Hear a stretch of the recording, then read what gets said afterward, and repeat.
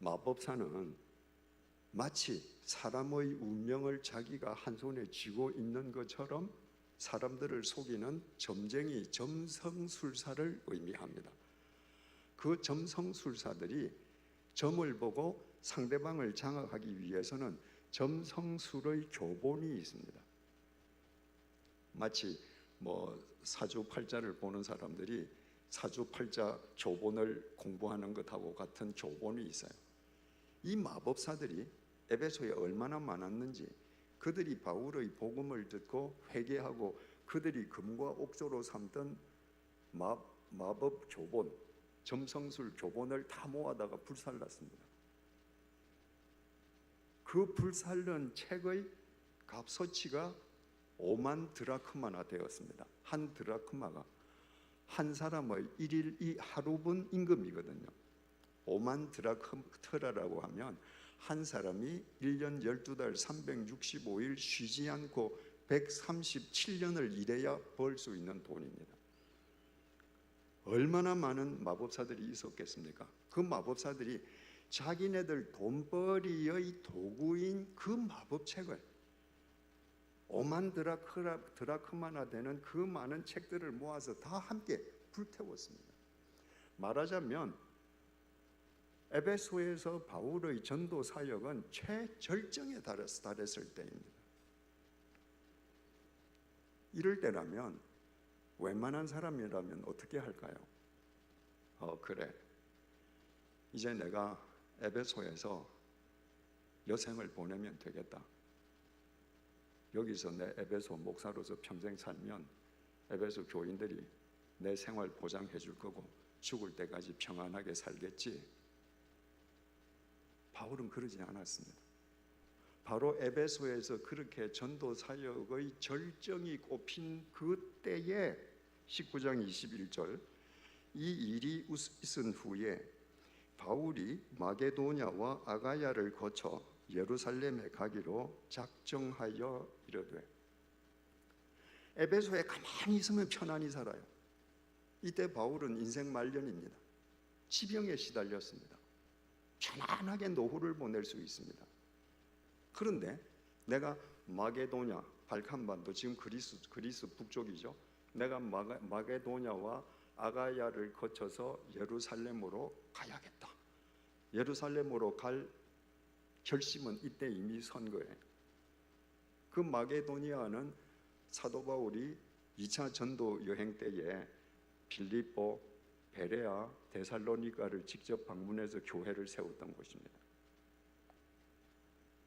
거기에는 바울이 가서 전도하고 예수를 믿는 사람들이 있는데 체계적으로 성경 공부할 수 있는 시스템이 없지 않습니까? 그러니까 내가 가서 그들이 얼마나 주님을 잘 섬기고 있는지 그들을 보고 도와야 되겠다. 뿐만 아니라 아가야를 가야 되겠다. 아가야는 고린도가 있는 곳입니다. 2차 전도 여행 때에 바울은 고린도에 가서 1년 6개월을 거하면서 전도할 뿐만 아니라 그 활락의 도시에서 그 유명한 로마서를 썼습니다. 그러니까 이제 가만히 있으면 편안한데 내가 저 마게도니아와 아가야 다 둘러보고 예루살렘 가야지. 여러분, 바울은 강물처럼 살았습니다. 가만히 고여 있으면 강물이 아닙니다. 강물은 쉬지 않고 흘러갑니다. 언제까지? 대해를 만날 때까지. 강물이 흘러가는 게 우리가 보면 유유히 흘러가는 게 평화롭고 아름답죠. 그 강물 입장에서는 참 힘든 일입니다. 가다가 바위에 부딪혀서 깨어져야 하죠. 때로는 한겨울의 그 추위에 노출되어야 되지요. 때로는 한여름의 열기에 허덕여야 합니다. 그리고도 자기의 끝이 올 때까지 흘러가야 합니다. 만약에 강물이 이거 나 이렇게 흘러가는 거 너무 고달퍼. 그래서 강물이 흘러가다가 그 강줄기에서 흘러나와서 웅덩이에 고이면 그때부터 편안해집니다. 편안해지는 순간부터 썩습니다. 그리스도인은 편안한 삶을 추구하면 안 됩니다. 우리는 강물처럼 흘러가야 합니다. 우리에게 참된 안식은 우리의 코끝에서 호흡이 멎는 순간 주님 안에서 안식을 얻는 겁니다. 그때까지는 우리 소명의 날이 다하는 날까지 계속 흘러가야 합니다. 바울이 일평생 어떻게 청정한 생명력을 유지할 수 있었는가? 그는 강물에서 삐져나서 안일한 웅덩이에 갇히려 하지 않고 에베소에서 안일하게 살 수 있음에도 불구하고 주님의 소명을 따라서 생명의 강줄기를 따라 계속 흘러갔기에 죽을 때까지 생명의 통로가 될 수 있었던 것입니다. 19장 21절을 다시 보면요, 이 일이 있은 후에 바울이 마게도냐와 아가야를 거쳐 예루살렘에 가기로 작정하여 이르되 내가 거기 갔다가 후에 로마도 보아야 하리라 하고, 내가 예루살렘에 갔다가 로마도 보아야 하리라. 바울이 내 인생의 마지막을 던질 곳, 내 생을 던질 곳, 주님을 위해서 내 생의 불꽃을 마지막으로 태울 곳이 로마라고 결심한 곳이 바로 이 에베소입니다. 이때가 언제쯤인가? 바울이 다메섹 도상에서 주님의 부르심을 받고 최소한도 20여 년이 흘렀을 때입니다. 젊은 청년이 계시면 청년 여러분들께 말씀드립니다. 바울은 절대로 다메섹에서 부르심을 받는 즉시 선교사가 되겠다고 자원하고 로마로 가지 않았습니다. 그가 로마에 가서 참수형을 당함으로 우리가 아는 바울이 되기까지 결심할 때까지만 20년이 걸렸습니다. 그때까지 바울은 뭐 했는가? 인생 모자이크 판에 하루하루 열심히 색종이를 찍어 발랐습니다. 여러분, 인생은 모자이크 판이에요. 예술가가 큰 벽에 모자이크, 그게 타일이든 종이든 모자이크 조각을 붙이지 않습니까? 그러면 밑에 인부들을 써요. 그 인부들한테 당신은 여기서 여기까지 빨간 타일을 붙여라. 그 사람은 그 타일을 붙이는 게 무슨 모양이 되는지 모릅니다. 그냥 오늘은 일직선으로 빨간 타일을 붙이라고 하니까 빨간 타일을 붙일 뿐이에요. 모든 그 동원된 조수들은 다 자기가 붙이는 그것만 알아요. 그게 다 합쳐져서 무슨 그림이 될 것인가는 그 모자이크를 디자인한 예술가만 합니다. 내 인생이 매일매일 색종이를 붙여갈 때 이 모자이크 판이 어떤 모양으로 완성될 것인가, 그건 하나님만 아세요. 나는 모릅니다. 나는 매일매일 열심히 붙여갈 뿐이에요. 근데 사도 바울이 비가 오나 날씨가 굳으나 추우나 배가 고프나 매를 맞으나 투옥당하나 매일매일 가야 할 그 소명의 여정을 매일 가면서 한 장 한 장 색종이를 붙였을 때, 다메섹에서 부르심을 받은 이후 20여 년이 지났을 때 어느 날 자기 인생의 모자이크 판을 보니까 로마라고 쓰여 있었습니다. 내 생을 던질 곳이 로마구나.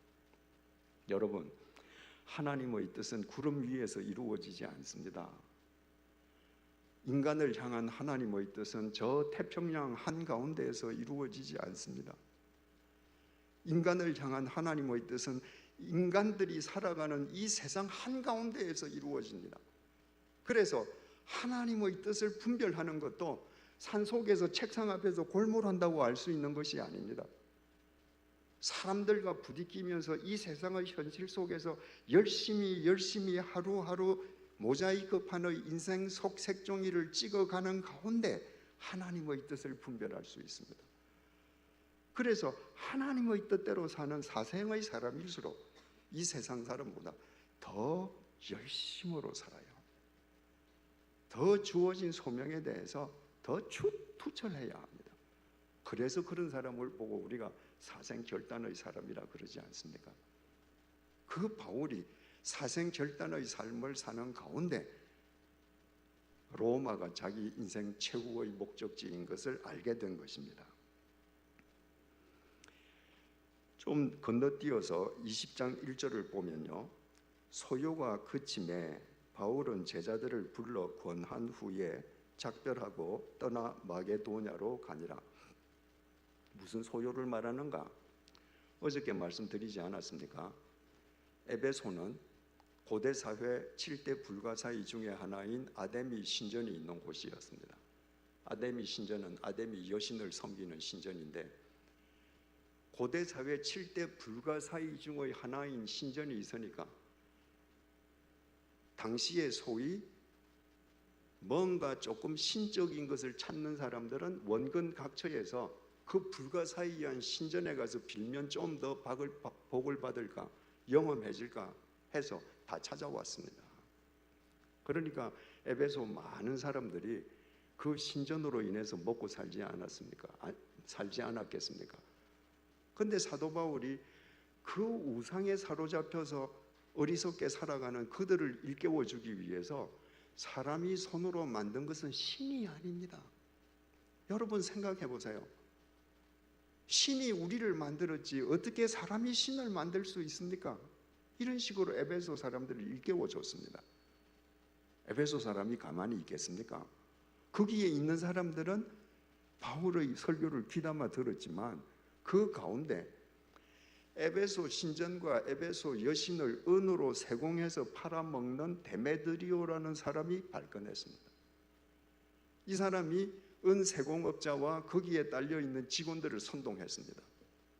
저 바울이라는 사람이 사람의 손으로 만든 건 신이 아니라고 하는데, 만약에 사람들이 저 바울의 말을 듣고 저 신전에 가서 참배를 안 하면 저 신전과 여신을 은으로 만들어서 팔아먹는 우리는 망해.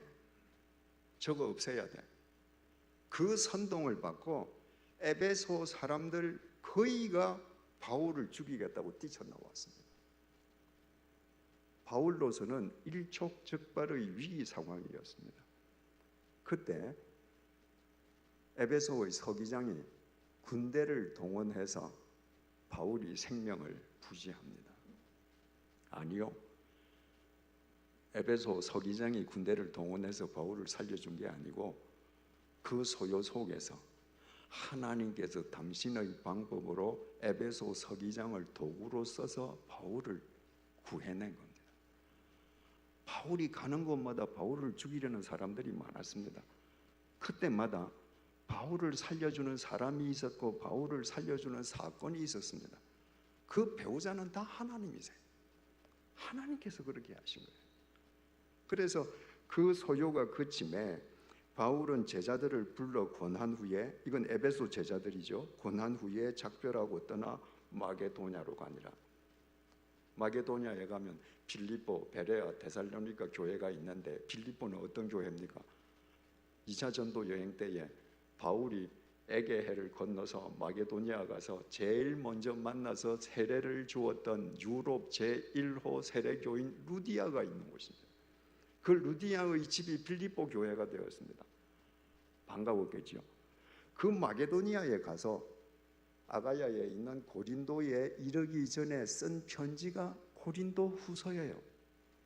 그러니까 에베소에서 이 소요가 끝난 뒤에 바울이 곧장 에게해를 배를 타고 건너가서 마게도니아 도착하자마자 고린도에 써보낸 고린도 후서 4장 8절 9절을 통해 바울이 이렇게 말합니다.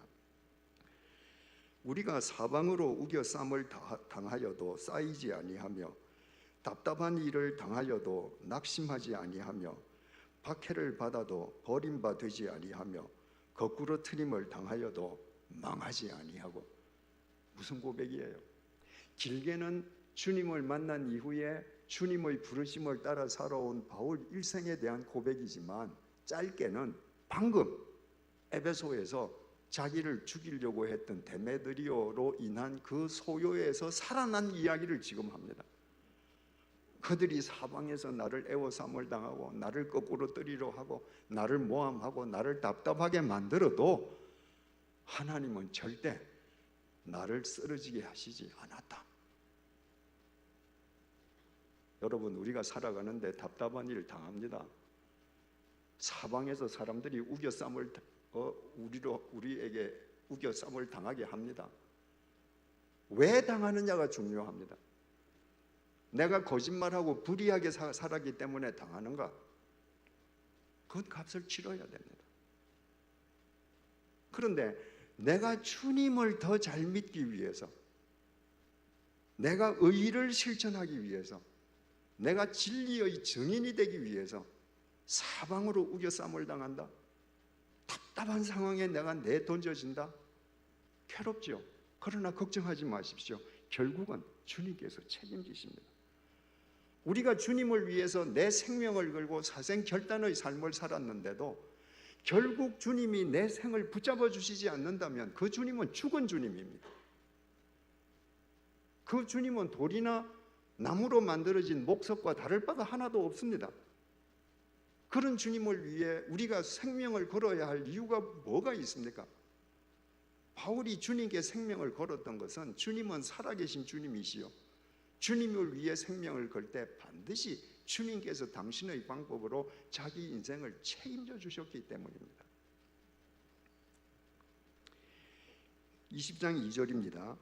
그 지방으로 다녀가며 여러 말로 제자들에게 권하고 헬라에 이르러, 그 지방은 마게도니아, 그러니까 빌립보, 베레아, 데살로니가 지방으로 다녀가며 2차 전도 여행 때 만났던 교인들에게 복음의 말씀으로 다시 권면하고 헬라에 이르러, 고린도에 이르러, 그 말입니다.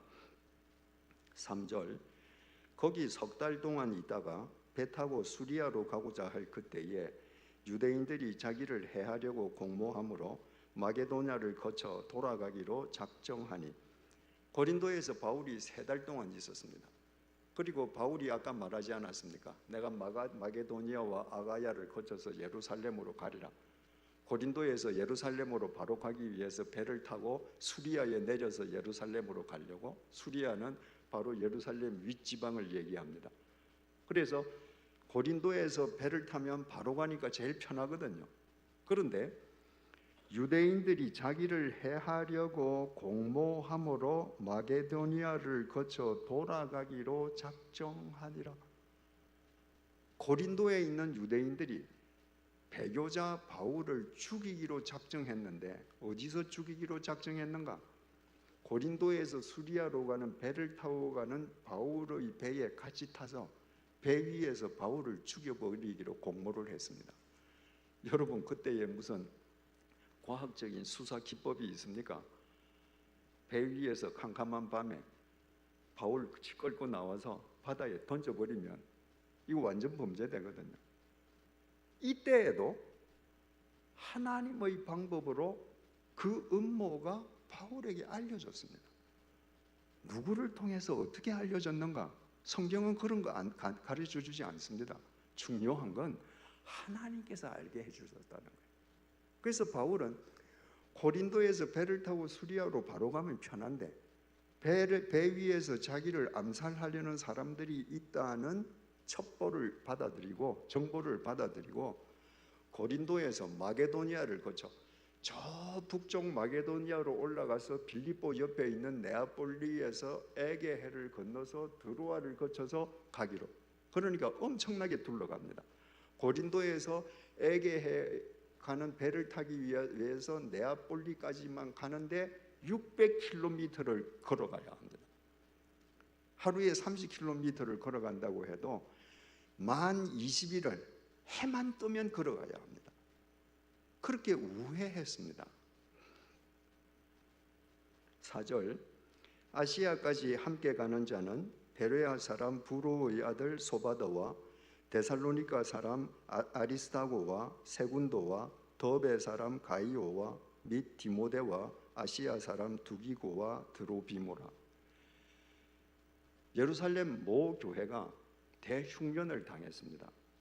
그래서 고린도에서 배를 타고 가려고 했던 바울이 마게도니아 위쪽으로 해서 걸어서 이제 에게해를 건너게 되니까 다시 데살로니가 교회, 베레아 교회, 빌립보 교회를 거쳐서 가게 되지 않습니까?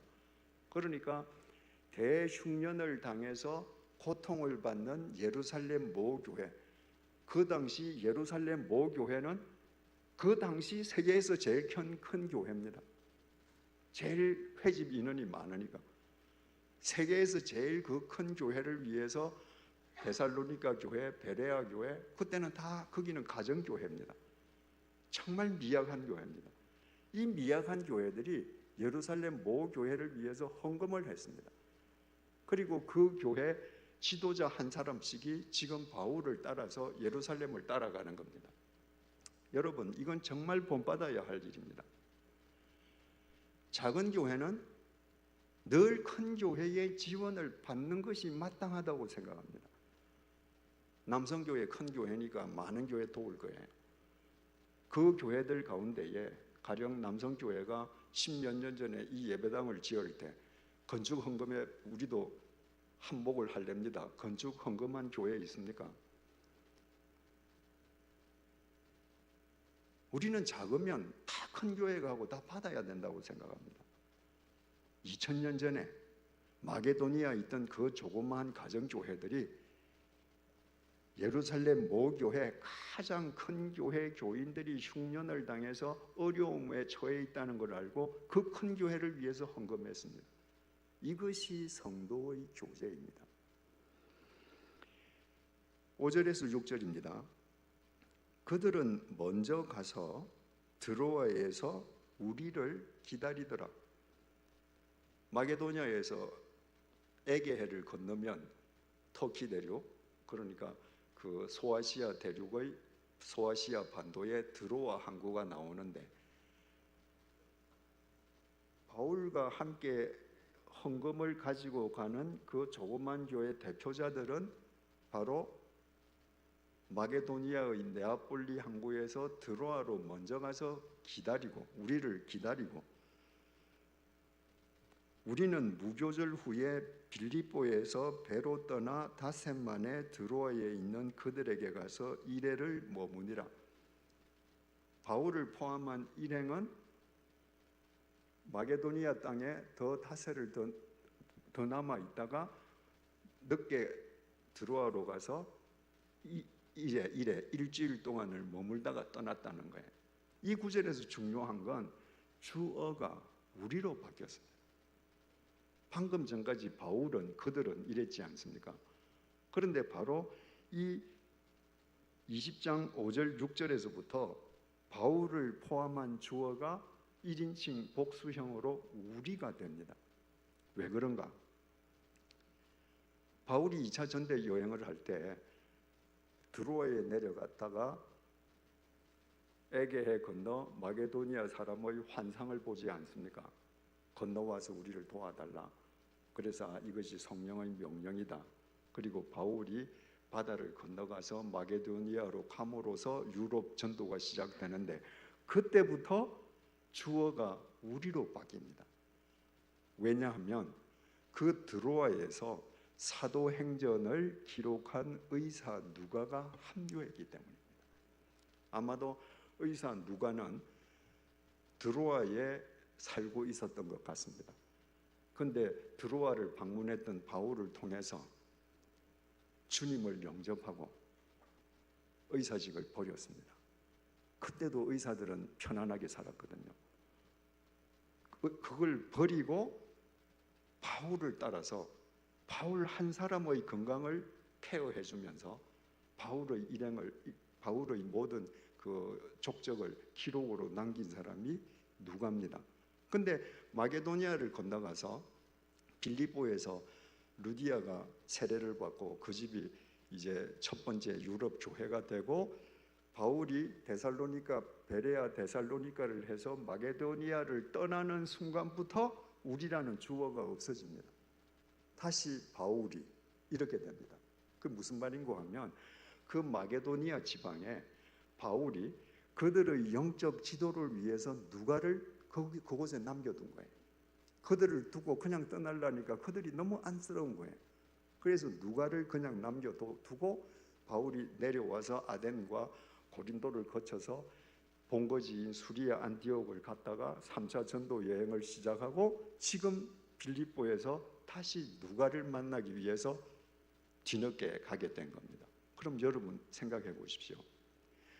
만약에 바울이 고린도에서 편안하게 배를 타고 수리아를 갈 때 유대인들이 죽이려고 공모하지 않았으면 바울은 그냥 배 타고 가요. 누가를 다시 못 만납니다. 유대인들이 바울을 죽이려고 했기 때문에 바울은 어쩔 수 없이 600km를 걸어서 그 노년의 체구를 이끌고 마게도니아까지 걸어 올라갔습니다. 그래서 누가를 다시 만났습니다. 그래서 그 누가가 이 이후의 모든 행적을 사도행전에 기록했습니다. 여러분, 어제도 사도 바울이 자기 손으로는 이력서를 쓴 적이 없다고 하지 않았습니까? 사도 바울이 많은 서신서를 남겼습니다.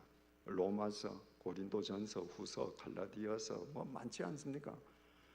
그 어떤 서신서에도 내가 루스드라에 가서 안전뱅이를 일으켰어, 내가 드로아에서 죽은 유두구 살렸어, 자기가 행한 행적을 한마디도 밝히지 않습니다. 바울이 전도 사역을 하면서 일어났던 표적과 이적은 모두 누가가 기록했습니다. 무슨 말입니까? 하나님이 누가를 통해서 바울의 이력서를 당신의 보증하에 기록되게 하신 거예요. 그 누가를 만나게 하시기 위해서 바울을 죽이려는 유대인들의 공모가 고린도에 있었고, 그래서 바울은 고린도에서 600km를 걸어갔습니다. 여러분, 우리의 삶 자체가 이력서라고 하지 않았습니까? 여러분들이 주님의 뜻대로 살아갈 때 바울이 자기 손으로는 자기 행적을 한 줄로 쓰지 않아도 하나님께서 누가를 통해서 그의 행적을 세세하게 남기듯이 주님의 뜻대로 사생결단의 삶을 살아가는 여러분의 삶을 누군가의 심령 속에는 하나님의 방법으로 새겨주고 계십니다. 그래서 그 사람이 여러분들의 삶을 보고 나도 저렇게 살겠다고 그 삶이 지금 변화되고 있을 것입니다. 우리 주님이 그런 분이에요. 13절을 보면요, 20장 13절, 우리는 앞서 배를 타고 앗소에서 바울을 태우려고 그리로 가니 이는 바울이 걸어서 가고자 하여 그렇게 정하여 준 것이라. 아까 헌금을 한 그 마게도니아 조그만 교회 지도자들은 먼저 드로아에 가서 기다리고, 바울은 마게도니아 땅에서 누가를 만나서 그들과 함께 이제 드로아에 가서 그들과 다 합류해서 7일 동안 머물렀다고 그러지 않았습니까? 그래서 그 7일 동안 머무는 마지막 날 밤에 죽은 유두구를 바울이 살리는 이적을 행하였습니다. 그리고 이제 드로아를 떠나는데, 우리는 앞서 배를 타고 앗소에서 바울을 태우고 그리로 가니, 우리는 누가를 포함한 바울의 일행입니다. 드로아에서 바울의 일행은 먼저 배를 타고 앗소까지 가서 거기에서 바울이 오기를 기다리는데, 왜 그렇게 하냐? 바울이 드로아에서 앗소까지 혼자서 걸어오기 때문이었다. 여러분, 이때 바울은 젊은이가 아니에요. 그런데 젊은 바울의 일행 누가, 디모데, 이런 젊은이들은 배 타고 가고, 바울은 너희들은 배 타고 가, 나는 걸어갈게. 그리고 걸어갔다는 거예요. 이것은 오늘 이 사생 결단의 선언인 바울의 유언과 밀접한 관계가 있습니다.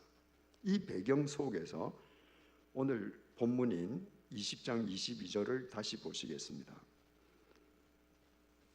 보라, 이제 나는 성령에 매여 예루살렘으로 가는데 거기서 무슨 일을 당할는지 알지 못하노라.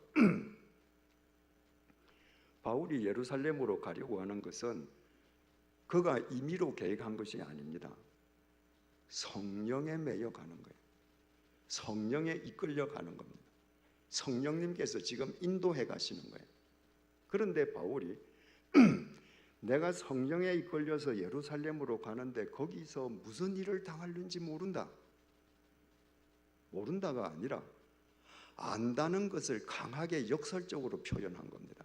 그 증거가 그 다음 구절입니다. 23절 오직 성령이 각 성에서 내게 증언하여 결박과 환난이 나를 기다린다 하시나.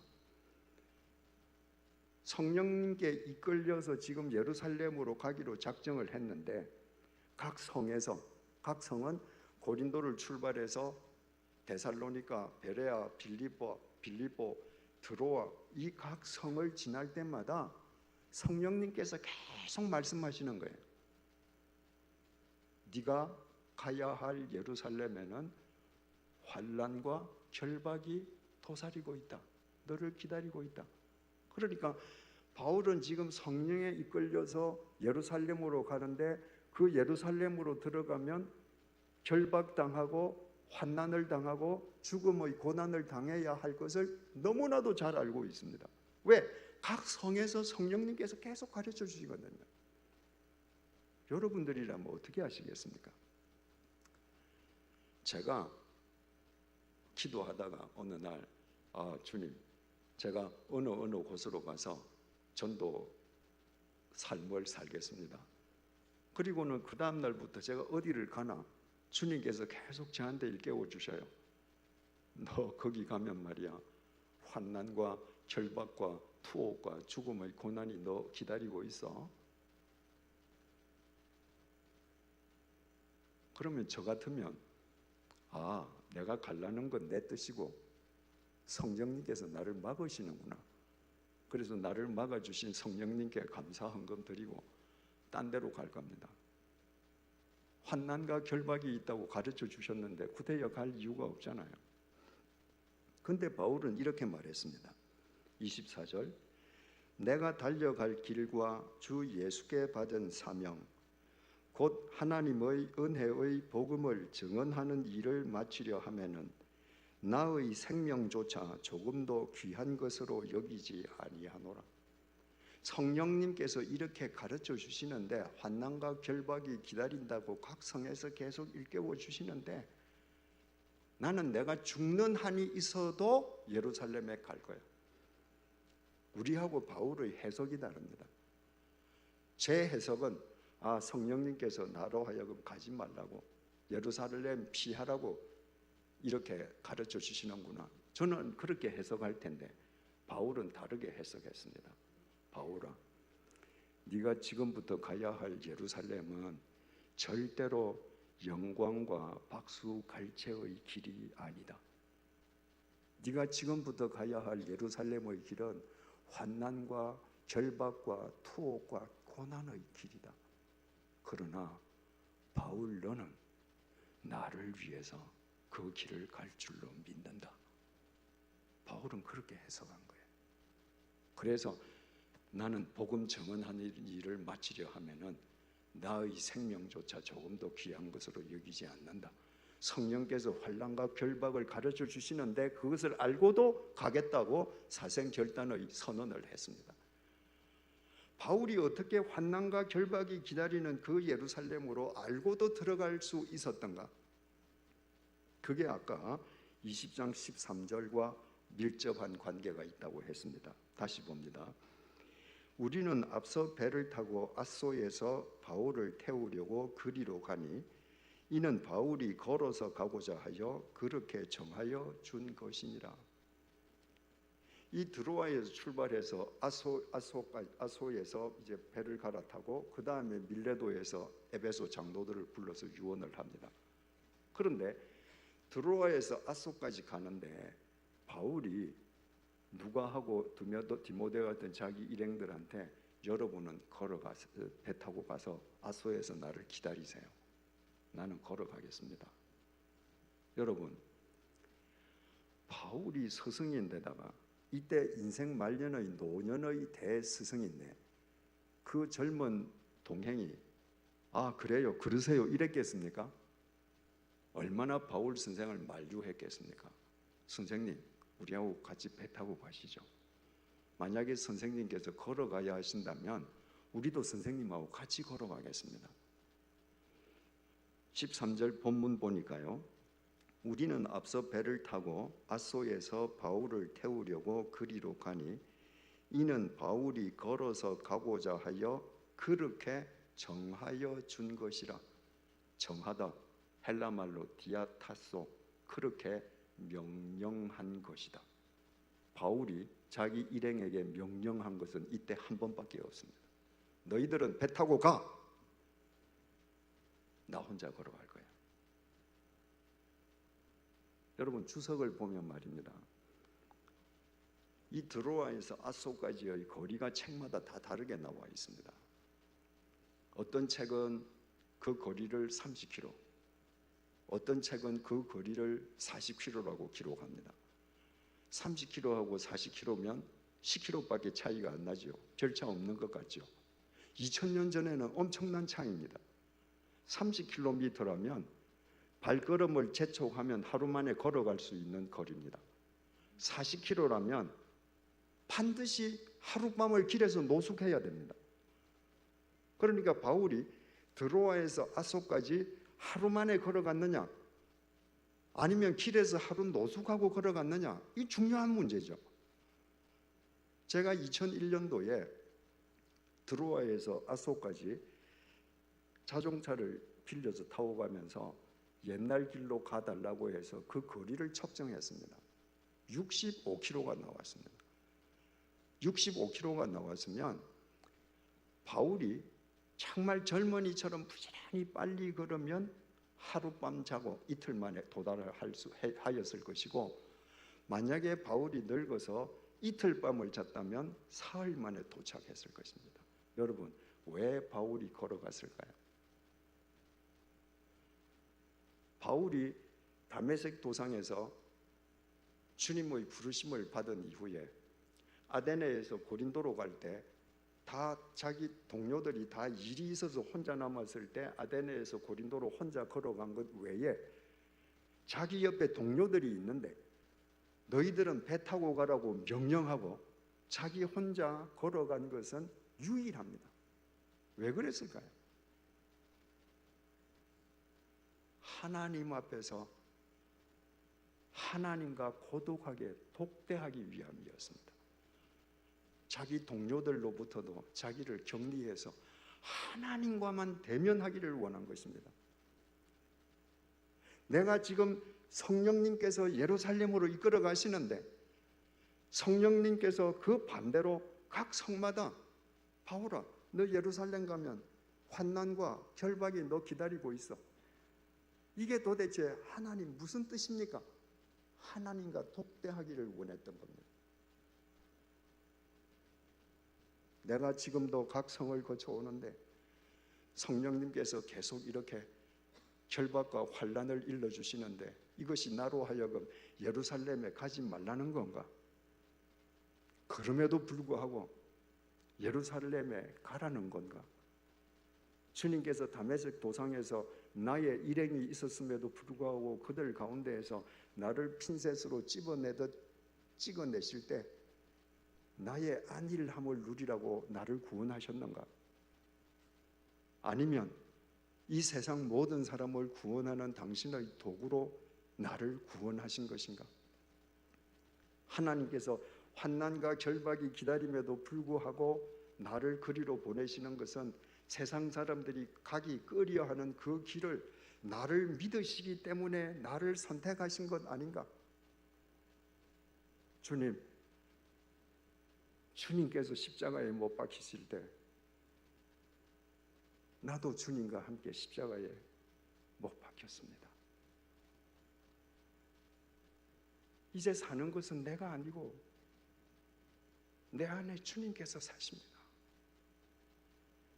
내가 이 썩어 문드러질 육체 속에 사는 것은 나를 위해서가 아니라 나를 살리기 위해 자기 몸을 버리신 하나님의 아들을 믿는 믿음 안에서 사는 것입니다. 주님, 가겠습니다. 내가 예루살렘에 가서 뼈가 어스러지는 한이 있어도 주님을 위해서 예루살렘 가겠습니다. 이 고독한 길을 걷다가 배가 고프면 배낭에서 마른 빵 하나 꺼내어서 씹고, 밤이 되면 길바닥에 거적대기 깔고 누워서 하늘을 쳐다보고 잠을 청하고, 그 고독한 하나님 앞에서의 자기 격리, 하나님과의 독대를 통해서 바울은 마침내 사생 결단을 한 것입니다. 나의 달려갈 길과 주 예수께 받은 사명, 곧 하나님의 은혜의 복음을 증언하는 일을 마치려 하면은 나의 생명조차 조금도 귀한 것으로 여기지 않노라.